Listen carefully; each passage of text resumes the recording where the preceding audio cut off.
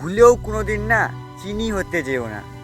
আর আমি আর চিনি কেন বলতেছি, তো চিনি হচ্ছে মিষ্টি স্বাদ লাগে না। সত্যি কথা বলতে তোমরা তো জানো, ইতিহাস পর্যন্ত আছে যে মিষ্টিতে সব সময় পিঁপড়ে পড়ে বা পোকামাকড় লেগে যায়। কিন্তু তুমি কোনোদিন দেখেছো নুনে কোনোদিন পোকামাকড় লাগতে? কোনোদিন হচ্ছে নুনে কোনোদিন পিঁপড়ে লাগতে? কোনোদিন তুমি দেখবে না। এক সময়ের জন্য হয়তো লেবুতেও পিঁপড়ে লাগতে পারে বা লেবুতেও পোকা পড়তে পারে, লঙ্কাতেও পোকা পড়তে পারে, কিন্তু নুন একটা এমন জিনিস সেটাতে তুমি জীবনেও পোকা পড়তে দেখবে না।